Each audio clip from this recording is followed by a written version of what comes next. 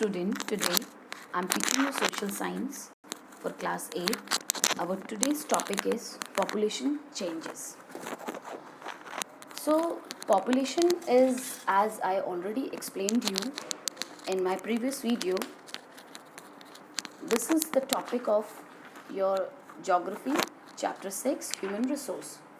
Okay, so as in my previous video I told you that what are the following factors: the population distribution.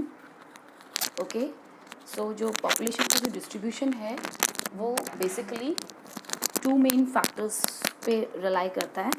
One is your geographical factors and another one is your other factors. So in geographical factor we must look out the relief, okay, and the climate. Next, natural resource like soil, water, minerals, and other factors में social, cultural, economic.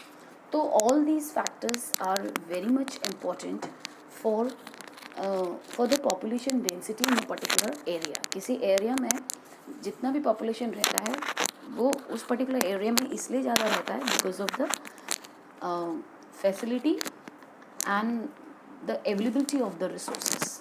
Okay. Now, so basically major factors are social, cultural, economic factors. ठीक है, तो जैसे अगर हम social की बात करें तो area where basic amenities like housing, education, health, sanitation, etc. is available are more densely populated like Delhi. ठीक है, तो ऐसे areas जहाँ पे education facility, health facility, medical facilities, all these such types of facilities are already available for the people, so there people lives in a huge amount. Another one, culture basis.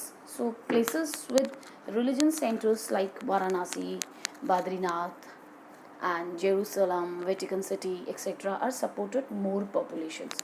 तो इन areas में भी population बहुत ज़्यादा होती है because of the peoples are very much be spiritual towards their religions. Okay, and next one is economic. So industrial development regions of the world provide large scale employment opportunities. तो वो particular areas जहाँ पे large scale में employment generate होता है, ठीक है, जहाँ पे people अपनी living earning easily कर पाता है, तो उन areas में भी we found population, densely population. Okay, now population changes. So the density of the population keeps changing from time to time. Okay, तो इसकी गणना भी होती है, हम कह सकते हैं. ठीक है, so the population changes thus refers to change in a number of people during a given period of time. तो किसी particular period of time में जो population change हो जाती है, that is we found after year and year. So the world population has increased many times over the last few centuries. अगर हम last centuries का रिकॉर्ड उठा के देखें तो जो हमारा कंट्री का जो पॉपुलेशन है, not only our country but the world population also very much high. Okay, because of the facilities we can say, or the development, new techniques, medical facilities are available. Okay, so these are the few reasons behind the population increases day by day. Okay, so the population change is mainly due to the change in the number of the birth and death. तो जो population हमारी जो बढ़ती है या घटती है वो डिपेंड करती है कि हमारा बर्थ रेट और डेथ रेट क्या है. अगर हमारा बर्थ रेट भी अच्छा है और डेथ रेट भी अच्छा है, कहने का मतलब है कि हमारा बर्थ रेट इज़ वेल और डेथ रेट कम है, तो उस कंडीशन में the population must be increased in a particular country. So the population change was negligible in the beginning of human history. So until in 18th century, as the birth rate and the death rates were equally high. तो अगर हम 18th century के starting में देखें तो world की जो population थी उसमें बर्थ रेट और डेथ रेट लगभग इक्वल थी. ठीक है, बट फिर धीरे धीरे उसको इग्नोर कर दिया गया, इतना मेजर उसको सीरियस नहीं लिया गया, तो जिसकी वजह से जो पॉपुलेशन है 20 तक आते आते बहुत ज़्यादा बढ़ गई. ठीक है, Now, due to unfavorable climate conditions, lack of medical technology, shortage of food, poverty, hunger, starvation, people were dying in large numbers. तो पहले जो पॉपुलेशन कम का कारण भी ये था कि इतना डेवलप टेक्निक नहीं थी, मेडिकल फैसिलिटी नहीं थी, ठीक है, एंड पोवर्टी थी, एनिमिटीज़ थी, अकाल था, other types of many diseases थी, तो जिसकी वजह से पॉपुलेशन बढ़ नहीं पाती थी.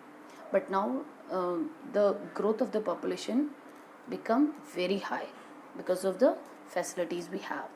So in 1850 the world population reached thousands, millions और 1 billion. तो अगर हम 1850s में वर्ल्ड की पॉपुलेशन देखें तो वो 1000 बिलियन, 1000 मिलियन और 1 बिलियन वी कैन से. और in the next 80s year और उसके 80s ईयर्स के बाद 1930 की अगर हम देखें तो पॉपुलेशन उसकी डबल हो गई, that is 200 million, and in the next 40s year the population needed 4 billion. So it keep on increasing because of the facilities we have good type of facilities, ठीक है. और दूसरा हम कह सकते हैं कि the population change is determined by the birth, death and migration.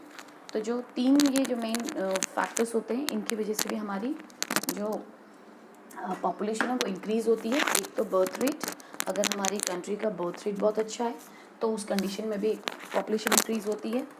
Second, death rate अगर नंबर ऑफ पीपल कम डाई हो रहे हैं, that is also one of the reason behind. And third one, migration. So migration refers to the movement of people from one place to another.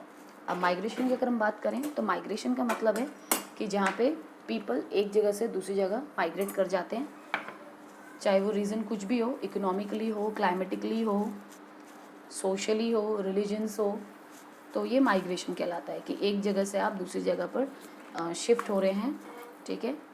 Economical reason ज़्यादा main रहता है, ठीक है, क्योंकि पीपल एक जगह से दूसरी जगह शिफ्ट इसलिए होते हैं because of they want to earn something for their life, okay. तो इसको हम माइग्रेशन कहते हैं. तो migration is also one of the major fact behind increasing the population day by day, not in our country but as well as in world also. Fine. Now we will discuss about the migration and changes. So the difference between the birth rate and the death rate of the country is called the natural growth rate of population.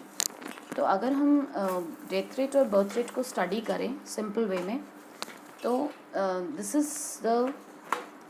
The study we call natural growth rate of population. तो हम अगर अपनी death rate और birth rate को study करते हैं तो वो natural growth rate of population को हम स्टडी कर रहे हैं. तो the increase in world population today is due to rapid increase in natural growth rate, ठीक है. तो जो हमारी पॉपुलेशन ग्रोथ होती जा रही है उसका कारण हमारे नेचुरल ग्रोथ रेट्स का भी इंक्रीज होना है. सो अगर हम माइग्रेशन की बात करें, माइग्रेशन इज़ अनदर कॉम्पोनेंट. तो माइग्रेशन अपने आप में एक अनदर कॉम्पोनेंट है which can change the size of the population of the country. किसी भी कंट्री की पॉपुलेशन को चेंज करने में माइग्रेशन बहुत ही मेन रोल प्ले करता है.